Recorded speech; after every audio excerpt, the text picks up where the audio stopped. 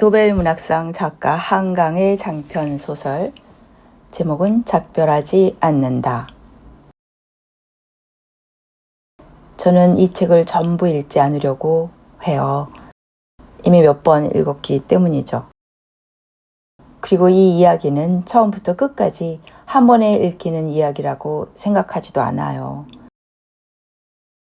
제가 1980년에는 고등학생이었고, 그리고 저는 82학번이었고, 제가 다니는 고등학교에는 그 당시에 대통령의 딸이 다니고 있었고, 등등. 우리가 학교에서 배웠던 제주 4.3은 이렇게 자세하지가 않았어요. 4.3은 기억하지만 내용을 정확하게는 몰랐어요. 그게 그렇게 제 기억에 오래 남아있지는 않았죠. 저는 이 책을 두어 번 읽고 어떻게 하면 좋을까 하고 고민하는 시기가 꽤 길었어요. 이번에 다시 이 책을 집어들고 발췌해서 읽는 게 좋겠다는 생각을 했어요. 오늘은 이 이야기의 시작이 되는 일부 세 중에서 첫 번째, 결정에 관한 부분만 랜덤으로 읽겠습니다.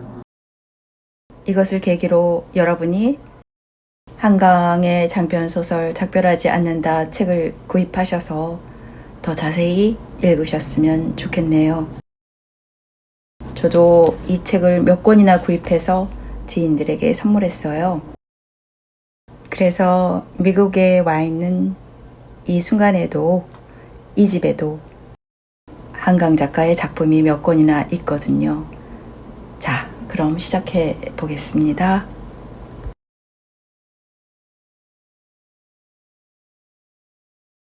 일. 결정. 성군 눈이 내리고 있었다. 내가 서 있는 벌판의 한쪽 끝은 야트막한 산으로 이어져 있었는데 등성이에서부터 이편 아래쪽까지 수천 그루의 검은 통나무들이 심겨 있었다. 여러 연령대의 사람들처럼 조금씩 다른 키에 철길 침목 정도의 굵기를 가진 나무들이었다.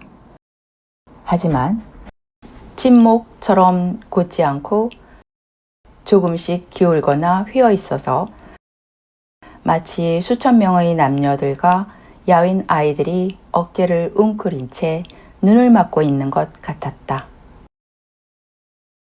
묘지가 여기 있었나? 나는 생각했다. 이 나무들이 다 묘비인가? 우듬지가 잘린 단면마다 소금 결정 같은 눈송이들이 내려앉은 검은 나무들과 그 뒤로 엎드린 봉분들 사이를 나는 걸었다. 문득 발을 멈춘 것은 어느 순간부터 운동화 아래로 자작자작 물이 밟혔기 때문이었다. 이상하다. 왜 이런 데다 무덤을 쓴 거야? 점점 빠르게 바다가 밀려 들어오고 있었다. 날마다 이렇게 밀물이 들었다 나가고 있었던 건가? 아래쪽 무덤들은 봉분만 남고 뼈들이 쓸려가 버린 것 아닌가? 시간이 없었다. 이미 물에 잠긴 무덤들은 어쩔 수 없더라도 위쪽에 묻힌 뼈들을 옮겨야 했다.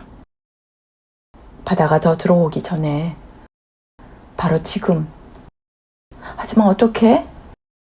아무도 없는데, 나한텐 삽도 없는데, 이 많은 무덤들을 다 어떡해? 어쩔 줄 모르는 채 검은 나무들 사이를 어느새 무릎까지 차오른 물을 가르며 달렸다.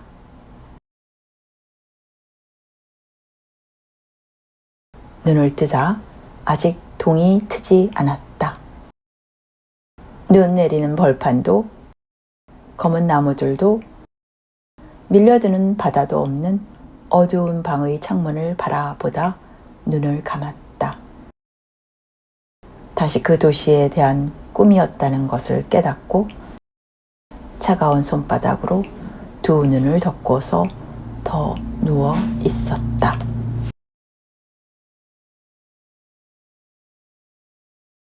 새벽 5시경에야 약간 기온이 내려가는 게 느껴졌다. 30분 뒤면 다시 해가 떠오를 테니 짧게 찾아오는 은총이었다. 마침내 잠시 잠들 수 있을 것 같다고, 아니 거의 잠들었다고 느꼈을 때였다. 감은 눈꺼풀 속으로 벼랑간 그 벌판이 밀려 들어왔다. 수천 그루의 검은 통나무들 위로 흩어지던 눈발이, 잘린 우듬지마다 소금처럼 쌓여 빛나던 눈송이들이 생시처럼 생생했다. 그때 왜 몸이 떨리기 시작했는지 모른다. 마치 울음을 터뜨리는 순간과 같은 떨림이었지만 눈물 같은 건 흐르지도 고이지도 않았다. 그걸 공포라고 부를 수 있을까? 불안이라고? 전율이라고? 도련한 고통이라고? 아니, 그건 이가 부딪히도록 차가운 각성 같은 거였다. 보이지 않는 거대한 칼이 사람의 힘으로 들어 올릴 수도 없을 무거운 쇳날이 허공에 떠서 내 몸을 겨누고 있는 것 같았다. 나는 그걸 마주 올려다보며 누워있는 것 같았다. 봉분 아래의 뼈들을 휩쓸어 가기 위해 밀려 들어오는 그 시퍼런 바다가 학살당한 사람들과 그 후의 시간에 대한 것이 아니었는지도 모른다고 그때 처음 생각했다. 다만 개인적인 예언이었는지도 모른다고. 물에 잠긴 무덤들과 침묵하는 모비들로 이루어진 그곳이 앞으로 남겨질 내 삶을 당겨 말해주고 있었는지도 모른다고. 그러니까 바로 지금을. 그걸 쓰려면 생각해야 했다. 어디서부터 모든 게 부서지기 시작했는지, 언제가 갈림길이었는지, 어느 틈과 마디가 임계점이었는지, 어떤 사람들은 떠날 때 자신이 가진 가장 예리한 칼을 꺼내 든다는 것을 우리는 경험으로 안다. 가까웠기에 정확히 알고 있는 상대의 가장 연한 부분을 베기 위해. 반쯤 넘어진 사람처럼 살고 싶지 않아. 당신처럼. 살고 싶어서 너를 떠나는 거야. 사는 것 같이 살고 싶어서. 아직 무사해. 거대하고 육중한 칼이 허공에서 나를 겨눈 것 같은 전율 속에서 눈을 부릅뜸으로써 그 벌판으로부터 도망치지 않은 채 나는 생각했다. 비탈진 능선부터 산머리까지 심겨있는 위쪽의 나무들은 무사하다. 밀물이 그곳까지 밀고 올라갈 순 없으니까. 그 나무들 뒤의 무덤들도 무사하다. 바다가 거기까지 차오를 리는 없으니까. 거기 묻힌 수백 사람의 흰 뼈들은 깨끗이 서늘하게 말라있다. 그것들까지 바다가 휩쓸어 갈 순 없으니까. 밑동이 젖지도 썩어 들어가지도 않은 검은 나무들이 눈을 맞으며 거기 서 있다. 수십 년, 아니 수백 년 동안 내리는 눈을. 그때 알았다.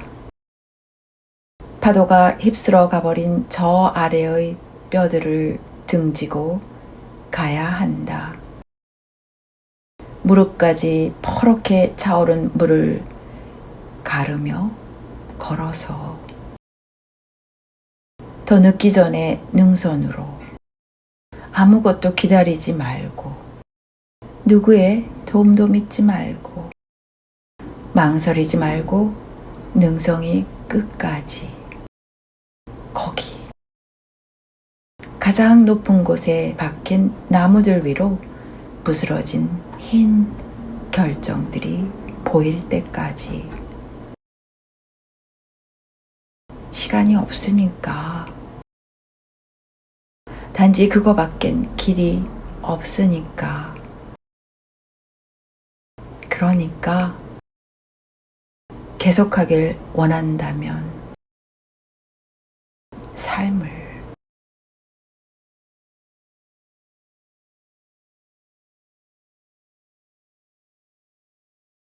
여기까지 읽겠습니다. 이 소설은 어떤 사건을 설명하기 전에 왜 어떤 사람은 끝내 이 이야기를 쓰게 되는지를 먼저 보여주는 것 같아요. 아울러 제가 멀리 미국까지 와서 이거를 녹음하고 있는데 제가 거처하는 곳이 한국과는 달리 이중창이 아니라서 밖의 소리들, 특히 여기가 기차길 옆이에요. 그래서 그런지 녹음하기가 무척 어렵네요. 소음이 너무 많거든요. 최선을 다해서 저도 노력해 보겠지만 안 되면 쉬었다가 한국에 가서 해야 될 것 같다는 생각도 드네요. 감사합니다.